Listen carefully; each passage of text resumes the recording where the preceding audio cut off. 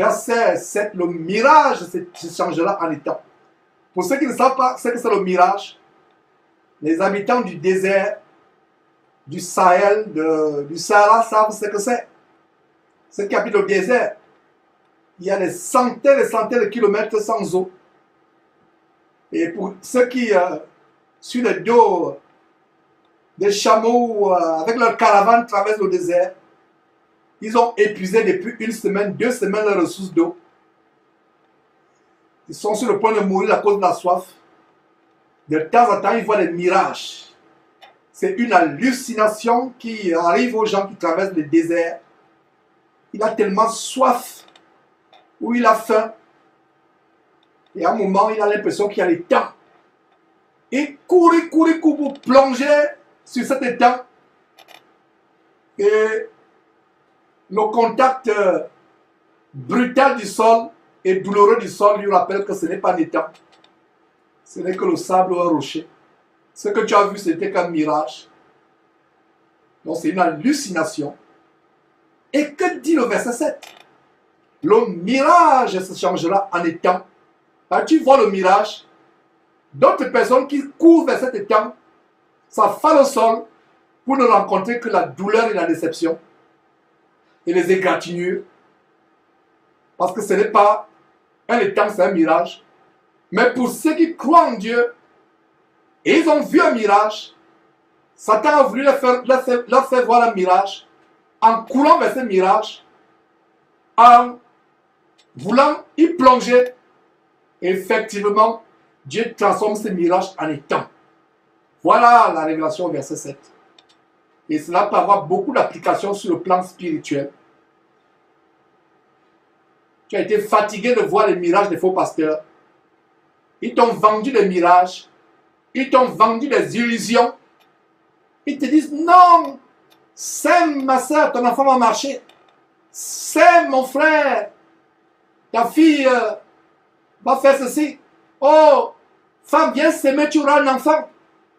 Ce n'est qu'un mirage. Est-ce que vous voyez comment le Saint-Esprit instantanément met sur ma bouche une autre application du mot mirage dans ce temps de la fin avec ces églises évangéliques? Habitation de démons, sans l'abattement pour l'enfer. Beaucoup de mirages. Les gens courent vers ces étangs, pensant puiser de l'eau qui va amener un enfant pour celle qui est stérile, qui va porter la guérison ou la délivrance financière, etc. Vous courez et vous vous affalez au sol dans ces églises comme le berbère dans le désert du Sahara court vers un étang pensant que c'est un étang alors que c'est un mirage. Voilà l'application spirituelle aujourd'hui du verset 7 d'Ésaïe chapitre 35. Les gens vont dans ce temple pour aller chasser les miracles, pour aller pêcher les miracles, mais c'est des illusions. C'est des hallucinations, le temps pour excusez-moi. Et on a vu le propre neveu de Benny Hinn, Kosti Hinn, qui était un attrapeur dans cette abomination de Benny Hinn, et aujourd'hui en est sorti et expose ce mirage que le Saint-Esprit me donne de vous expliquer comme étant une des applications du verset 7 d'Ésaïe chapitre 35. Les églises de mirage. Donc aujourd'hui, les gens vont pour attraper les miracles, mais c'est les mirages qu'ils rencontrent. Et il n'y a pas une grande différence entre le mot mirage et le mot miracle. Mes frères et sœurs. Le mirage dans ces églises de bâtiments, le mirage dans ces mouvements évangélico-protestants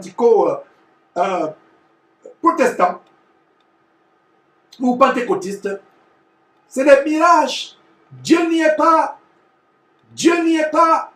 Et quand c'est un miracle, c'est des miracles inspirés par les esprits démoniaques.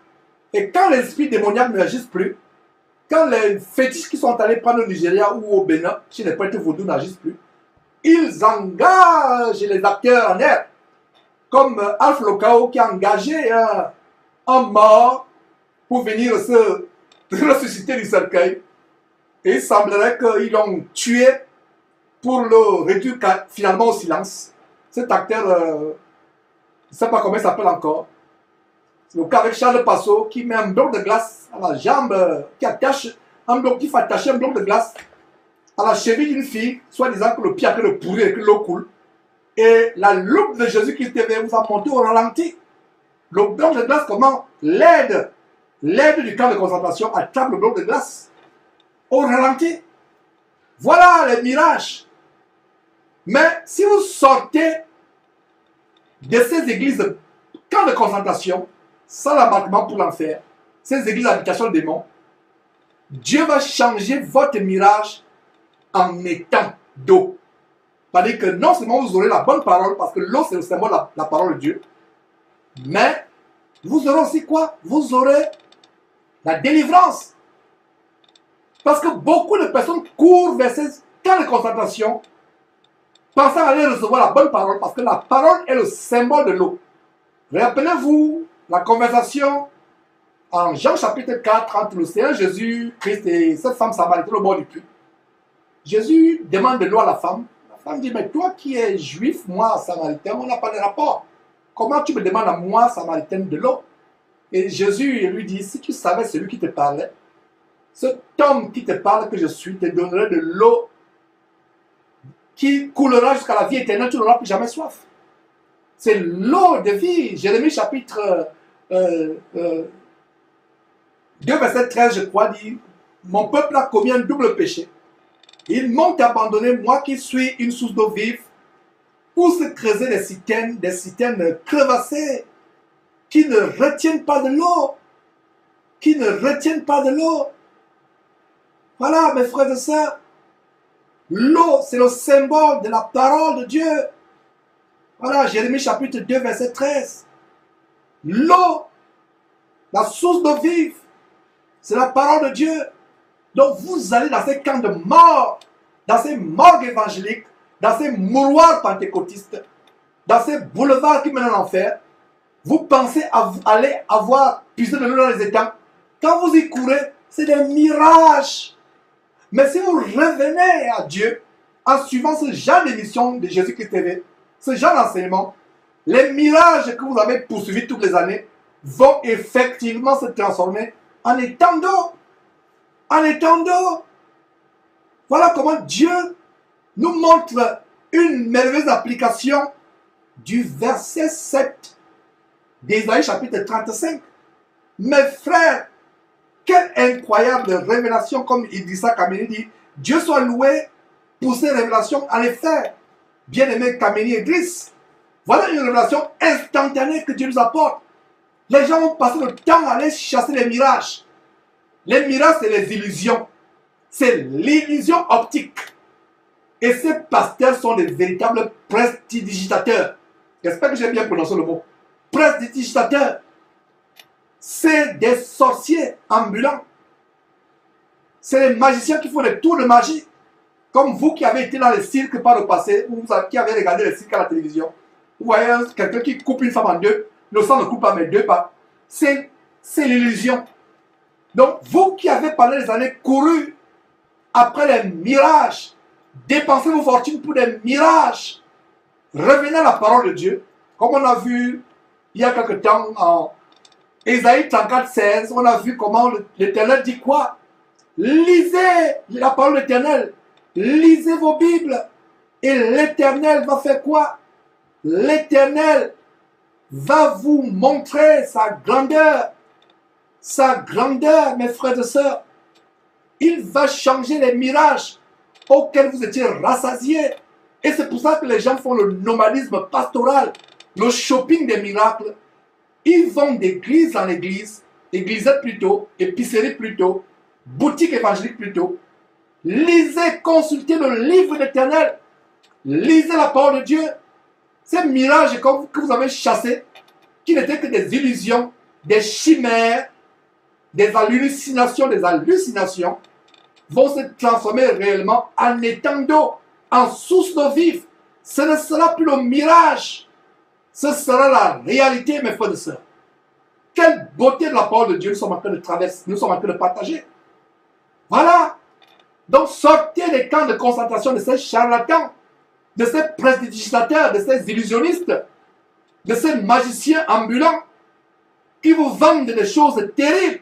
Sortez, sortez, sortez, sortez en courant. Revenez à Dieu, lisez votre Bible et vous découvrez de grandes choses, mes frères. Terminons l'enseignement de ce jour, nous ne sommes plus loin de la fin. J'espère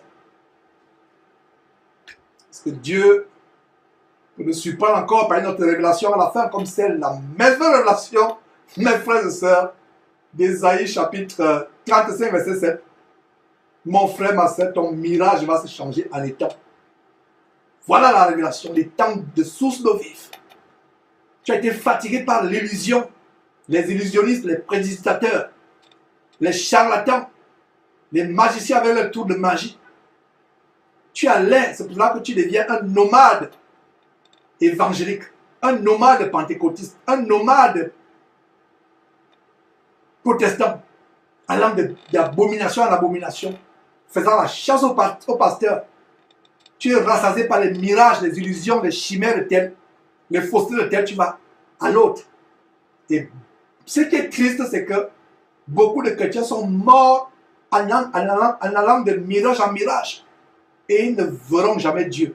Ils seront éternellement dans le temps de feu et de souffle qu'on appelle communément l'enfer. Verset 7, évoluons. Le mirage se changera en étang et la terre desséchée en source d'eau. Voilà, c'est le même principe.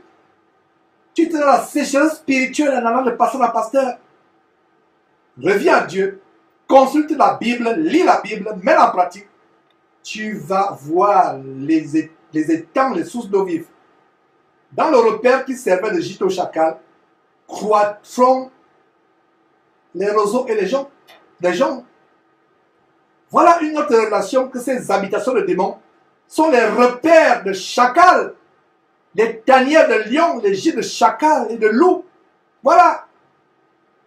Donc sors de là, mon frère, ma soeur. Sors de là. Sors de là.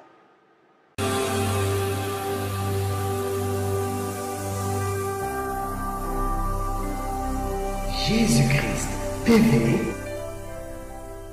vous connaîtrez la vérité et la vérité vous affranchira.